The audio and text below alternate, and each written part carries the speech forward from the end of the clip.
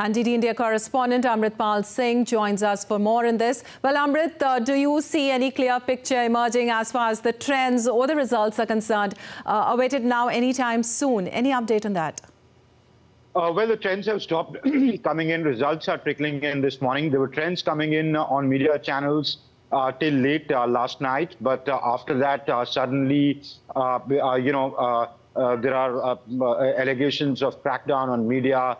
And those trends have sort of stopped coming in. But what is coming in is now election results. And they are very initial election results. One thing is very clear that two things are clear. One, the process is very, very slow.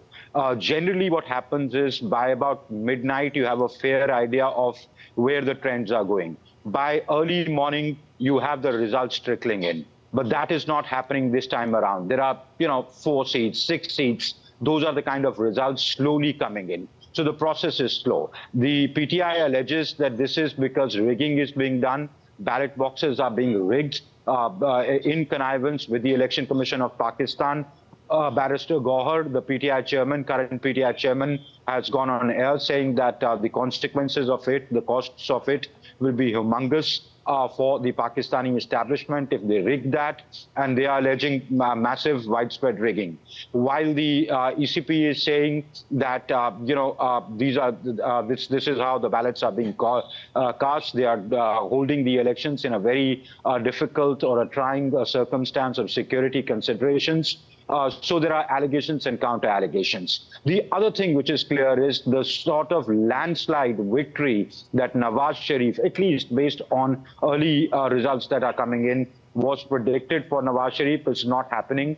The PTI is very much in the game despite their top leadership, including Imran Khan, being in jail, and the reports of the army backing Nawaz Sharif and trying to keep Imran and his party out. That is not happening, at least based on, I'm again adding with the caveat, based on the initial results that have come in this morning. So it is going to be a tightly contested game if, of course, it is not a fixed match. Lipakshi. Okay, Amrit, also, as you said, that widespread rigging is suspected. The next major question is that, is this election fully democratic then? Can we consider it free and fair, as social media was also totally banned with allegations of being biased?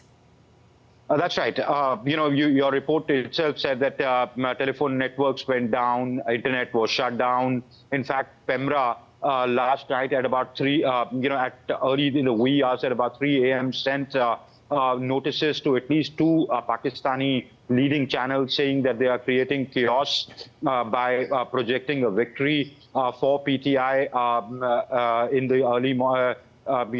It is pretty unusual that the Pemra sends notices. Pemra is the electronic media monitoring agency at 3 in the morning. So the government office was opened and notices were sent saying that they have based this on early 10% voting trends, and that does not represent the true picture. Now, clearly there are allegations of massive vote rigging and the election being fixed and it being a selection and not an election, etc. So doubts surely will be cast on whether these were free and fair elections. But also let me add that this is not the first time Pakistan is witnessing that. Imran Khan, bears the brunt of it. Nawaz Sharif was on the other receiving end in 2018. Right. A similar situation had happened with him also. But then life moved on and Imran went on to become the prime minister.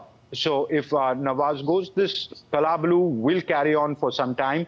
People will, they'll be outpouring on the streets. Then it'll be business as usual, because the army, as you know, in Pakistan is a very, very powerful institution. Yes, it is. Amrit, also, how will the results affect relations with India, or what will be the main priority for the new government? That is the question that everybody in India and some quarters in Pakistan are eagerly asking, that what would be the impact of these results on whoever, irrespective of whoever forms the government. Say if we go by conventional wisdom or what is widely being reported and said that it's a foregone conclusion, Nawaz Sharif would be the prime minister, etc. If that happens, Nawaz would be inclined towards opening the dialogue with India. The army, as we understand, is on the same page on that. That they can talk to India. It will now depend on India whether it wants to talk.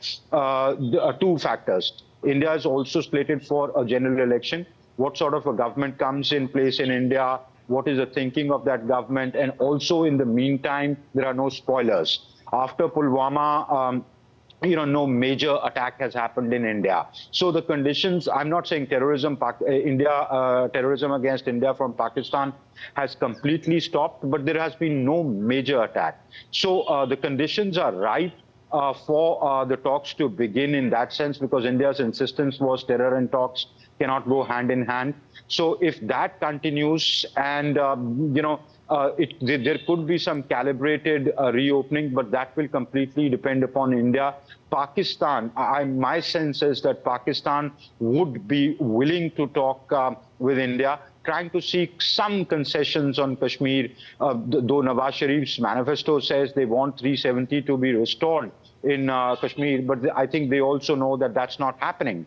But, things like probably statehood for Jammu and Kashmir, some kind of a face saver where they can, say that, well, we still stand by the rights of the Kashmiri people or their version of the rights of the Kashmiri people, etc. So,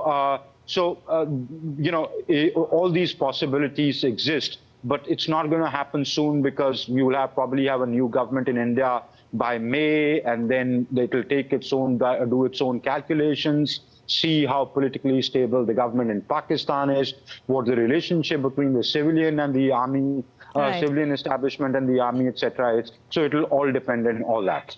Dipakshi. All right, Amrit, thank you so much for that information from there.